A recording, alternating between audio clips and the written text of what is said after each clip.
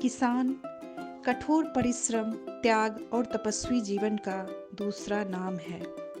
किसान का जीवन कर्मयोगी की भांति मिट्टी से सोना उत्पन्न करने की साधना में लीन रहते हैं।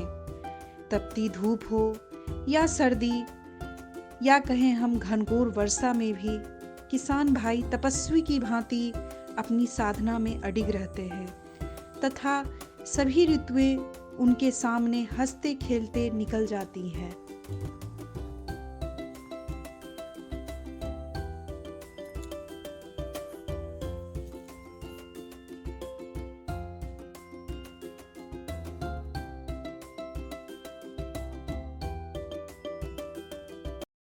नमस्कार किसान भाइयों। आज के इस किसान पाठशाला एक परिचय यूट्यूब चैनल में आप सभी किसान बंधुओं को हमारी तरफ से हार्दिक नमस्कार है। आज का जो ये यूट्यूब चैनल किसान पाठशाला का जो पहला एपिसोड है वो है आपका समेकित कृषि प्रणाली पर बनाया गया है। समेकित कृषि प्रणाली का जो ये मॉडल आज हम आप लोगों के बीच में शेयर करेंगे वो है आपके किसान जो यहाँ के हैं राम नरेश कुंवर, जिनका ग्राम मनियप्पा, प्रखंड मटिहानी, जिला बेगूसराय के ये हमारे किसान हैं।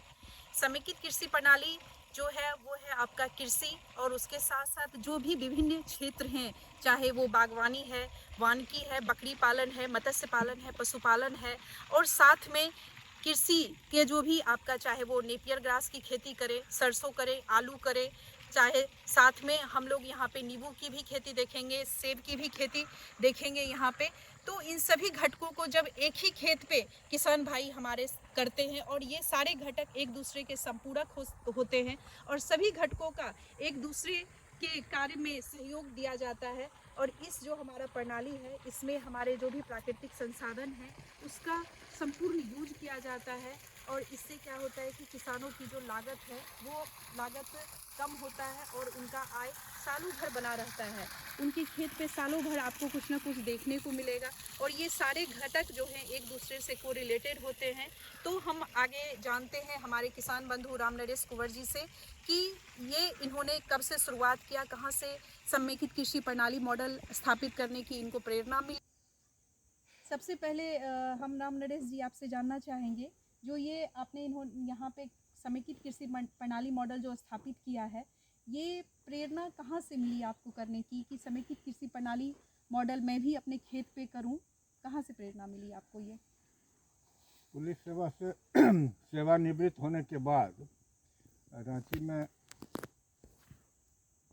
गृह निर्माण करा रहे थे। इस बीच डीडी किसान वगैरह देखते थे जिसमें समेकित कृषि प्रणाली का मॉडल दिखाया जाता था। कई एक किसानों के खेत पर जाके दिखाया जाता था। उन्हीं लोगों से प्रेरणा मिली। इसके पूर्व मैं किसान परिवार का हूँ। जॉब में जाने से पहले मैं खेती करता था। 1968 में बोरिंग कराए थे और तब से विकसित खेती करते थे। 80 में जॉब में चले गए। 14 में पुलिस उपाधीक्षक के पद से सेवानिवृत्त हुए। उसके बाद आके 18 में एक जगह ज़मीन पुश्तैनी ज़मीन था तो घेराबंदी करके कटीला तार से, क्योंकि नील गाय वगैरह का प्रकोप है, तो घेराबंदी करके और फिर यूट्यूब, डीडी किसान ये सब से देख के जो समझदारी बनी उसके अनुसार बागवानी और ये इंटीग्रेटेड फार्मिंग स्टार्ट किया, जिसमें मछली पालन, गौ पालन, बकरी पालन, बागवानी में ड्रैगन फ्रूट, एप्पल बेर, नींबू, संतरा, आपका ये अमरूद भी यहाँ पे देखने को मिल रहा है। अमरूद, सेब, जी लीची, जी सहजन, जो भी कहीं जानकारी मिलती है कि ये पौधा अच्छा फल देता है तो प्रयास करता हूँ कि उसको भी जोड़े, जी इस बागवानी में जोड़े। जी। बहुत बहुत धन्यवाद राम नरेश जी। ये जो आपका मॉडल है समेकित कृषि प्रणाली का जिन किसान भाई के द्वारा जो यहाँ लगाया गया है, ये अभी पूरे मटिहानी प्रखंड की अगर बात करें या जिला की भी बात करें तो कुछ ही हमारे एक दो ऐसे किसान हैं जिन्होंने ये मॉडल स्थापित किया है। ये जो वर्तमान का जो समेकित कृषि मॉडल जो है आपका, वो किसानों के लिए बहुत ही महत्वपूर्ण है। और सबसे जो अभी हमारा किसानों के बीच में जो एक चिंता का विषय होता है कि हमारा प्रत्येक साल लागत बढ़ते जाता है और उनका उत्पादन घटते जा रहा है। हमारे पास जो कृषि योग्य भूमि है, सभी किसानों की समस्या है कि कृषि योग्य भूमि उनकी घटते जा रही है और उसी भूमि में जितना उनके पास कृषि योग्य भूमि है उसी में उनको सालों भर खेती करना है, अलग अलग फसल लेना है। इसी परिप्रेक्ष्य में जो आपका ये समेकित कृषि प्रणाली मॉडल जो है वो आपका कम ज़मीन में ही किसान भाई हमारे कृषि के साथ साथ, खेती के साथ साथ पशुपालन, बकरी पालन, मछली पालन और उद्यानिकी को साथ में लेके एक दूसरे पे ये परस्पर संबंधित हैं और परस्पर एक दूसरे के ये घटक योगदान देते हैं एक दूसरे के कार्य में। और ये आपका समेकित कृषि प्रणाली बहुत ही किसानों के लिए अच्छा आय का साधन है, बहुत ही अच्छा मॉडल है ये आपका। तो हम आगे राम नरेश जी से जानना चाहेंगे, जो ये आपका मॉडल है समेकित कृषि प्रणाली का, ये कितने एरिया में है, कितने खेत में ये आपका लगा हुआ है? करीब करीब 7 एकड़ में है। 7 एकड़ में जी। ये आपने कब से स्टार्ट किया है? ये 2018 से शुरू 2018 से ये आपने स्टार्ट किया है समेकित कृषि प्रणाली मॉडल। यहाँ पे समेकित कृषि प्रणाली में आपको क्या लग रहा है कि ये करके आपको क्या फ़ायदा मिल रहा है समेकित कृषि प्रणाली? किसान को समेकित कृषि प्रणाली जी के तहत खेती करने में फ़ायदा है जी लगभग 3 साल लगा ये पेड़ पौधा को जी प्रौढ़ होने में। अब फल देने लगा है, नींबू, जी एप्पल बेर या ड्रैगन फ्रूट, जी G9 लगाए। इन सबों से आय अच्छी आय हो जाती है। अच्छी आय हो जाती है। मछली पालन से भी जी ठीक ठाक है, किसान के लिए फ़ायदेमंद है, जी उससे भी आय अच्छी है। जी। तो कह सकते हैं कि समेकित कृषि प्रणाली करके किसान घाटे में नहीं रहेंगे, जहाँ तक किसानों को फ़ायदा होगा। और यहाँ पे हम सबसे पहले देख रहे हैं, यहाँ पे राम नरेश जी, ये ड्रैगन फ्रूट है। ड्रैगन फ्रूट आपने ये लगाया है, ये क्या, कौन सा ये ड्रैगन फ्रूट है, इसका क्या उपयोग है? मेडिसिनल प्लांट है जी इसका फल आदमी के स्वास्थ्य के लिए फ़ायदेमंद है। जी पेट की बहुत सारी बीमारियों में जी चिकित्सक भी खाने के लिए बोलते हैं, जैसे जिनको शुगर है या जिनको कब्ज है या कोलेस्ट्रॉल है या और तरह की बीमारी में फ़ायदेमंद है। ये कौन सी वैरायटी है ड्रैगन फ्रूट की? ये रेड वैरायटी है जी। सबसे अच्छी क्वालिटी मानी जाती है। अच्छा, इसका आपने कब प्लांटेशन किया है और ये कब फल कब देगा? ये फल देना शुरू कर दिया, फल देना शुरू कर दिया। हाँ, बहुत अच्छा उत्पादन हुआ था जी। ये क्या इसका मार्केट डिमांड है? मार्केट में लोगों को जानकारी कम है, लेकिन जानकारी जिन लोगों को जानकारी है वो कांटेक्ट करते हैं, उनको 250 रुपये केजी के हिसाब से दिए हैं। दूसरे जगह या मॉल वगैरह में तो बहुत महंगा मिलता है जी।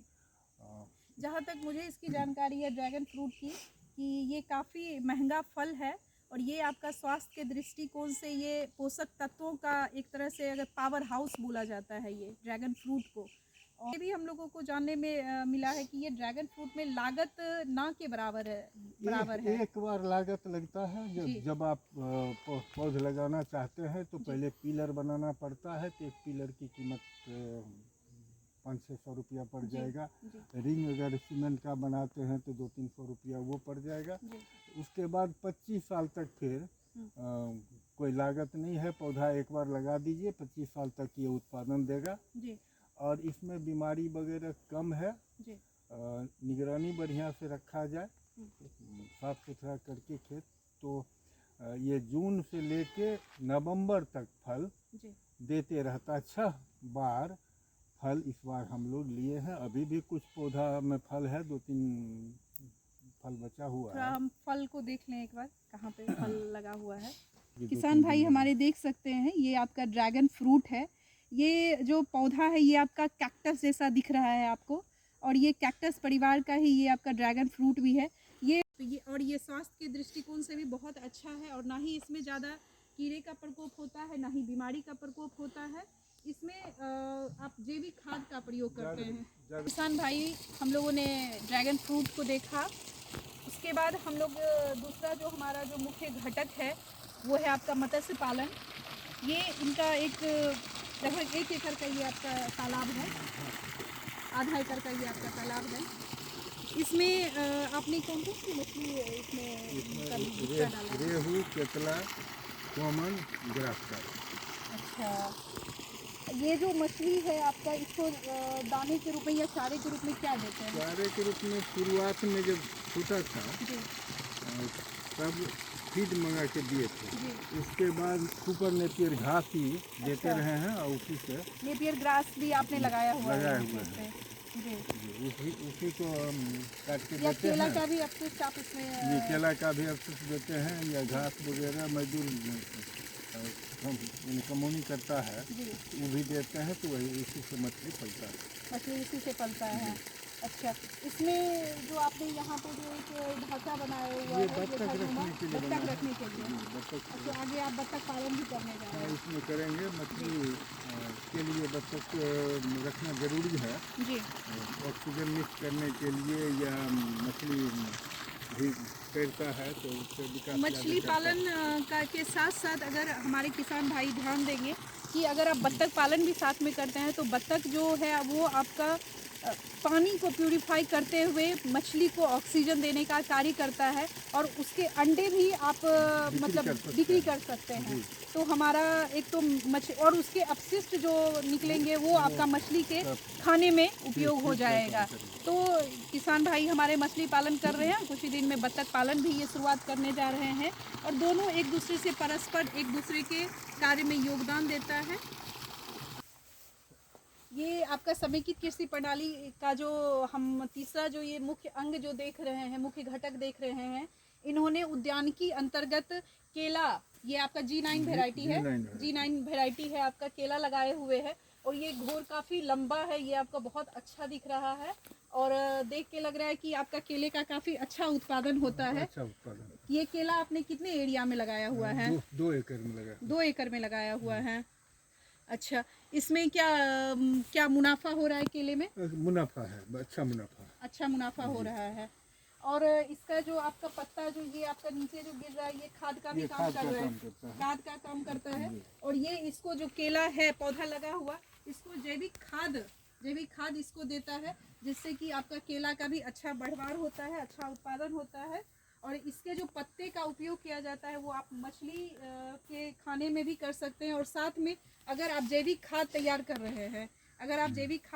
रहे हैं तो वर्मी कंपोस्ट यूनिट में आप गोबर, केले का पत्ते और साथ में जितने भी कृषि अपशिष्ट हैं उसको उसमें डाल के, केचुआ डाल के, या नहीं भी अगर हम केचुआ उपलब्ध हो पाए तो उसको आप सड़ा के खाद तैयार करके आप खेत में खाद तैयार हो सकता है। तो ये आपका केला का बहुत अच्छा है और ये भी आपका समेकित कृषि में बहुत अच्छा योगदान दे रहा होगा। नहीं, अभी साथ में हम लोग यहाँ अमरूद की खेती देख रहे हैं। अमरूद भी ये आपका लग रहा है कुछ ही दिन का है। कौन सा ये वैरायटी आपने अमरूद लगाया है? ये इलाहाबादी सफेदा। इलाहाबादी सफेदा है। अच्छा, बड़ा होता है। ये आपने कब लगाया है? ये अगले दिसंबर में लगाया। अगले दिसंबर में। 1 साल का पौधा है। अच्छा, इलाहाबादी सफेदा भी बहुत अच्छा वैरायटी है। इसमें भी आप खाद के रूप में कृषि अपशिष्ट का ही उपयोग करते हैं, गोबर का खाद ही उपयोग करते हैं। जी हाँ किसान भाइयों, ये इनके जितने भी यहाँ पे हम लोग घटक देख रहे हैं उसमें ये सभी चीज़ों में जैविक खाद का उपयोग करते हैं, चाहे वो केला हो या अमरूद हो या फिर आपका जो भी कृषि का, यहाँ अभी हम लोग रैंची देखेंगे कि आलू लगाए हुए, सब में इनका जैविक खाद का ही उपयोग किया जाता है। मतलब पूर्णतया समेकित प्लस जैविक खेती किसान के द्वारा यहाँ पे किया जा रहा है। ये जो है आपका पौधा, ये क्या सेब लगाया है आपने? ये कितने दिन का पौधा है ये? 1 साल का है। इसी दिसंबर में लगाए थे जी। 1 साल में। ये कौन सी वैरायटी है सेब की? MN99 जी। अच्छा, तो ये आपने दिसंबर में लगाया है। ये कहाँ से पौधा आपको उपलब्ध हुआ है? थे हिमाचल से, MN शर्मा के नर्सरी से। MN शर्मा की नर्सरी से, जिन्होंने इजाद किया है गर्म प्रदेश के लिए। हम लोगों को अभी तक ये जानकारी था कि जो सेब है वो ठंड प्रदेश का फल है, जी। तो क्या ये यहाँ पे भी ये बिहार में भी ये गरम पॉसिबल है? प्रदेश के लिए ही जी। ये नया किस्म इजाद किया है एमएन शर्मा ने। जी अपने ही नाम पर MN 99 जी किस्म का नाम रखा है। इलाहाबाद वगैरह में या लखनऊ वगैरह में फलन दे रहा है, जी तो प्रयोग के तौर पर 1.5 दर्जन लगाए हैं। 1.5 अगर दर्जन लगा रहे अगर अगले साल फल दे देता है तो फिर आगे बढ़ाएंगे। हैं। जी, तो ये क्या फलन कब देगा ये? 2 साल में बोलता है, लेकिन मेरे पौधे का बढ़वार बढ़िया है। हो सकता है कि मई वगैरह में कुछ दे दे, नमूना के तौर पर दे। ये एक अनोखा चीज़ यहाँ देखने को मिला है, सेब की खेती जो जनरली यहाँ पे नहीं की जाती है। ये सुपर नेपियर घास है। इसका प्रयोग गाय, बकरी एवं मछली तीनों के खिलाने में करते हैं। जी खाने में भी चाव से जानवर खाता है, और 2 महीना में 6 फीट तक का बढ़वार इसका होता है। ये आपने कब लगाया है? ये 1 साल हो गया है। 1 साल हो गया है। तो इसका आप गाय को भी चारे के रूप में देते हैं, मछली को भी देते हैं, बकरी को भी देते हैं। जी। ये भी आपका समेकित एक किस बार से लगाने के बाद 7 साल तक घास काटते रहिए, बार बार लगाना नहीं पड़ेगा। जी और ये बहुत अच्छा और है। घास में है कि हर बार लगाइए, हर बार काटिए तो मजदूर ज़्यादा लगेगा, मेहनत ज़्यादा लगेगा। एक बार लगाइए, इसको पानी चाहिए, हल्का खाद चाहिए, थोड़ा कंपोस्ट चाहिए। उसके बाद ये एक पौध में 80-90 तक कल्ला चलता है। अच्छा, तो हम तो ध्यान से इसके कल्ले को देखेंगे। बहुत ज़्यादा इसमें भी कल्ला है।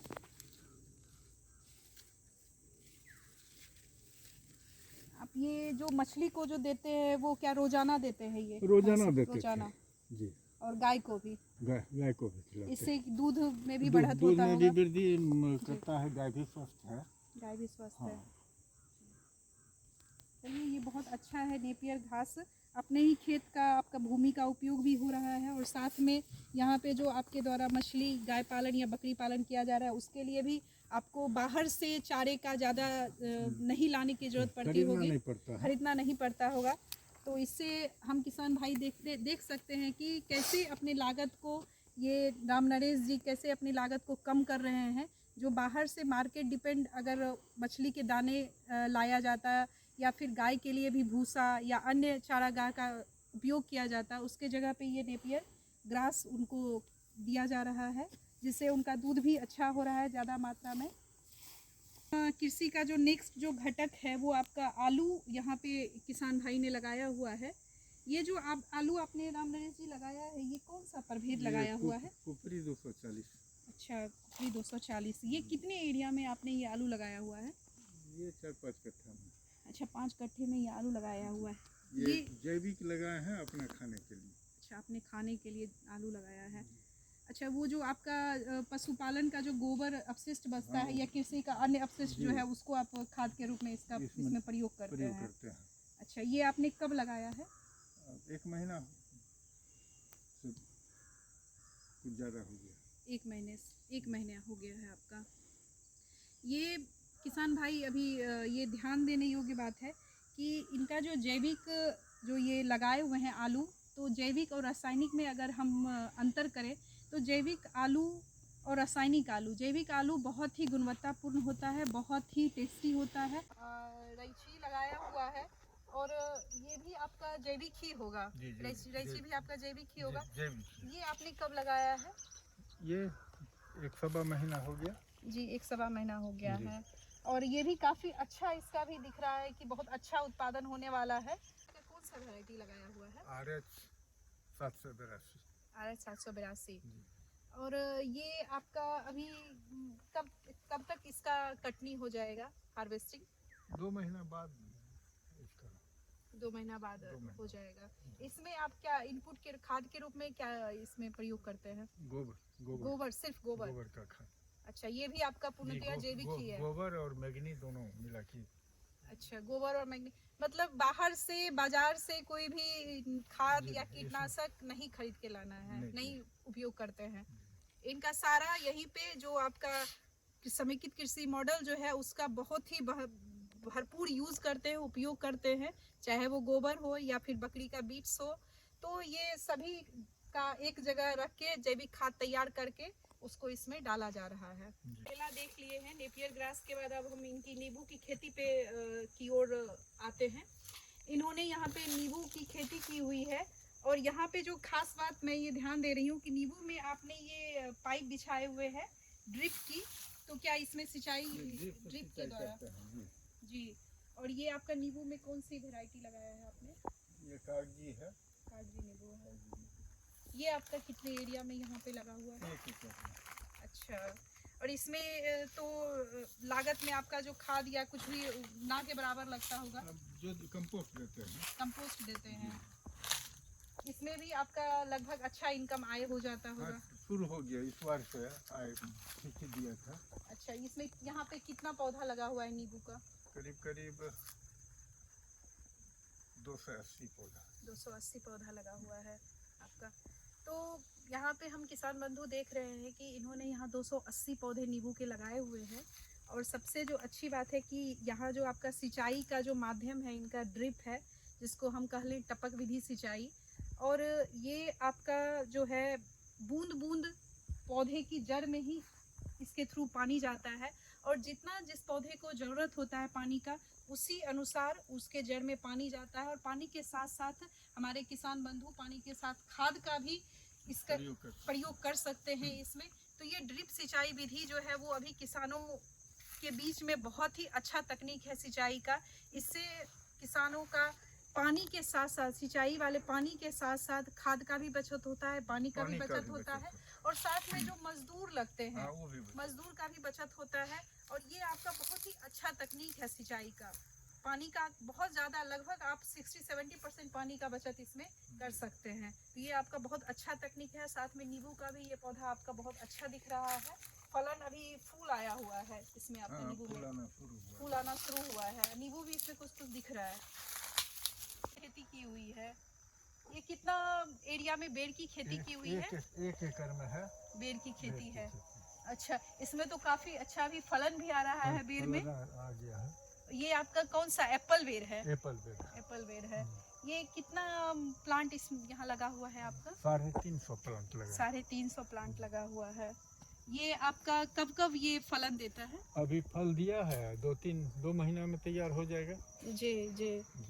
साल में एक बार देता है। इसको कहाँ पे बाजार इसका मिल पाता है? यहीं से आ जाता है, व्यापारी ले जाता है। यहीं से व्यापारी बेगूसराय बाजार में बिक जाता है। अच्छा, तो ये आप से बेर की खेती किए हुए हैं, इसमें भी इनपुट के रूप में खाद के रूप में जैविक का ही प्रयोग कर रहे होंगे? जैविक का ही प्रयोग कर रहे होंगे। अच्छा किसान भाई, जो अभी हम समेकित कृषि प्रणाली का जो अगला घटक देख रहे हैं, ये एक बहुत ही महत्वपूर्ण घटक है आपका बकरी पालन। और यहाँ पे इन्होंने बकरी पालन का बखूबी बहुत सारी बकरी भी यहाँ पे इन्होंने रखी हुई है। ये बकरी पालन जो है इसमें आपने कौन कौन सी नस्ल की बकरी लाया हुआ है?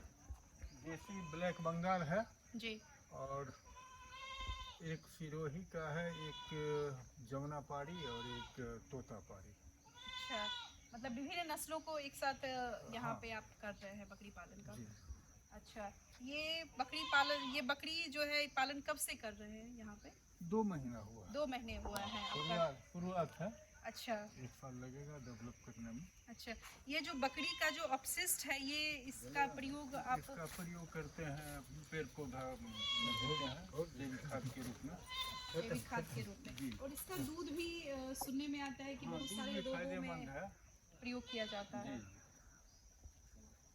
अभी जो डेंगू चल रहा था बहुत ज़्यादा, उसमें भी इसका दूध का काफ़ी डिमांड था। बहुत लोग आता है पूछने कि दूध मिलते हैं, नहीं अभी नहीं, अगले साल। अच्छा, इसको आप मीट के पर्पज से भी आगे आप सेल कर सकते हैं। हाँ, तो बच्चा जो होगा बकरी रखे ना। तो ये भी आपका समेकित कृषि प्रणाली में बहुत ही महत्वपूर्ण योगदान देता है बकरी पालन। इसका आप बहुत सारे तरह से उपयोग कर सकते हैं। इसका जो अपशिष्ट है इसका खेत में इनके द्वारा जैविक खाद के रूप में दिया जाता है, या फिर मछली को भी चारे के रूप में, दाने के रूप में आप इसको दे सकते हैं। और साथ में जब ये और भी बच्चे देगी तो इसको ये बेचने के पर्पज़ से भी, मीट के पर्पज़ से भी ये उपयोग में ला सकते हैं। तो इस तरह से बकरी पालन भी समेकित कृषि में बहुत ही महत्वपूर्ण है। भाई के द्वारा बकरी पालन के साथ साथ पशुपालन भी यहाँ पे किया जा रहा है। पशुपालन के बिना किसान अधूरा है। किसान खेती कर रहे हैं, बागवानी कर रहे हैं, मछली कर रहे हैं, लेकिन अगर वो पशुपालन नहीं कर रहे हैं तो वो किसान अधूरा समझे जाते हैं। क्योंकि पशुपालन जो है, या फिर अगर हम कह लें गाय, तो गाय का जितना भी गोबर हो, गोमूत्र हो, इसका दूध हो, सभी का उपयोग किया जाता है। खासकर जो आपका गोबर है या इनके गोमूत्र का उपयोग जैविक खेती में बखूबी किया जाता है, और इससे फसल का उपज भी काफ़ी अच्छा देखा जा रहा है। तो गाय पालना किसानों के लिए बहुत ही ज़्यादा अच्छा है, और ज़रूर से ज़रूर हर एक किसानों को एक पशु को ज़रूर पालना चाहिए, रखना चाहिए। तो ये आप जो ये पशुपालन कर रहे हैं, ये कौन सा नस्ल है? ये फ्रीजियन नस्ल की गाय है। अच्छा, तो इसके गोबर और गोमूत्र का प्रयोग आप जैविक में गाय दूध देती है जी। तो ये दूध का सेवन आप अपने लिए करते अपने हैं? घर के लिए। अच्छा, घर के लिए ज़्यादा होने पर आय के लिए भी ठीक है। आय के लिए भी ठीक है। तो ये क्या मतलब बहुत ही अच्छा है, पशुपालन भी आपका खेती में बहुत खेती सहयोग के लिए देता है। बहुत जरूरी है। खेती के लिए बहुत ही खेती के जरूरी है। लिए, मछली पालन के लिए, दोनों के लिए जरूरी है। इसका गोबर मछली के चारा के रूप में काम करता है, और खाद के रूप में भी काम करता है। और इसके अलावे गाय का दूध जो अपने फायदे के लिए बेचना है तो आमदनी बढ़ेगा। तो यहाँ पे हमने देखा है, एक तरफ बकरी पालन इनके द्वारा किया जा रहा है और दूसरी तरफ पशुपालन। तो ये हमारे मुख्य अवयव है समेकित खेत पे पूरी परिभ्रमण हमने किया है और विभिन्न घटकों को भी देखा है। बहुत ही अच्छी तरह से आप यहाँ पे समेकित कृषि मॉडल स्थापित किए हुए हैं, और लगभग ये आप 2018 से कर रहे हैं। तो क्या आप हमारे जितने भी किसान बंधु जो इस चैनल को, इस एपिसोड को देख रहे हैं, उनको आप क्या कहना चाहेंगे? और साथ में ये जो समेकित कृषि प्रणाली मॉडल है, इससे आपको क्या लाभ हो रहा है? तो थोड़ा आप किसानों के बीच में बताएं। किसान भाइयों को हम कहना चाहेंगे कि समेकित कृषि प्रणाली के तहत खेती करें। किसी न किसी घटक में फायदा समय समय पर होते रहेगा, सालों भर आमदनी मिलता रहेगा। केला से अच्छी आय हो जाती है, नींबू से भी आय अच्छी हो जाती है, ड्रैगन फ्रूट से भी आय ठीक है, मछली पालन से बहुत अच्छी हुई।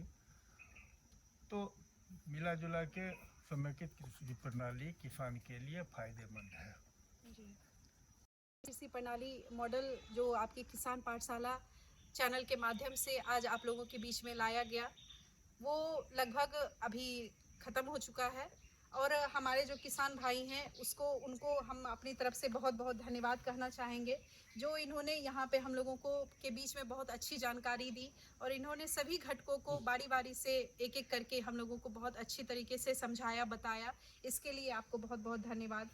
आप यहाँ आए और निरीक्षण किए, आपको भी बहुत बहुत धन्यवाद। धन्यवाद। जिस तरह से कहा जाता है कि भगवान विष्णु जो है वो आपके सृष्टि के पालन करता है इस पूरे विश्व के, उसी तरह हमारे किसान बंधु जो भी हैं वो आपके मनुष्य जीवन जो है उसके पालन करता है, क्योंकि वो हमको भोजन देते हैं। और अगर किसान अनाज ना उपजाए तो हम लोग भूखे रह जाएंगे, और हमारा जो आर्थिक या सामाजिक जो विकास हो रहा है, जो हमारे देश का विकास हो रहा है, वो रुक जाएगा। तो किसान जो है वो हमारे देश के लिए रीढ़ है, और ये आपके मुख्य अंग है। किसान अगर कहें तो आपके ना ही किसी भी मौसम में एक समान रहते हैं। उनके लिए क्या धूप, क्या गर्मी, क्या वर्षा, क्या ठंड, वो सभी मौसमों को हंसते खेलते निकल जाते हैं, और वो परस्पर पूरी साल या पूरी जिंदगी कह ले अपना एक लगातार अपना वो खेती करते रहते हैं।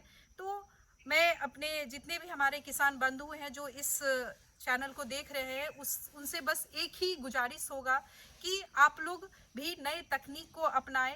जितने भी कृषि में बहुत सारी तकनीक आ गई है, तो अपना परंपरागत जो आपका खेती करते आ रहे हैं उसको नहीं करिए, आप नई नई तकनीकों को करिए, आप समेकित कृषि प्रणाली को अपनाइए। आप खेत जो आप अनाज उपजा रहे हैं, अनाज के साथ साथ आप औषधीय पौधे को लगाइए, आप बागवानी को लगाइए, आप वानिकी को लगाइए, आप मछली पालन कीजिए, आप बकरी पालन कीजिए और साथ में पशुपालन भी कीजिए।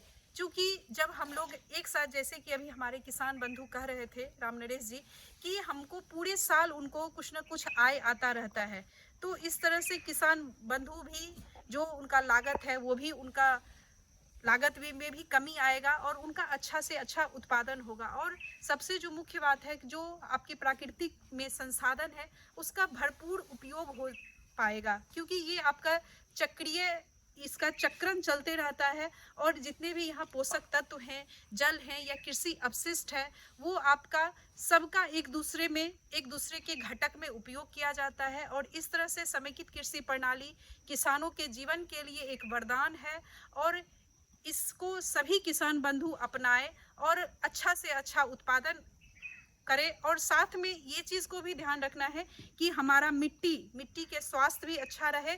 जैसे कि जैविक खेती की बात हो रही थी अभी, तो जैविक खेती करते हुए समेकित कृषि को करें और साथ में जो हमारा पर्यावरण में संतुलन है उसको भी बनाए रखें।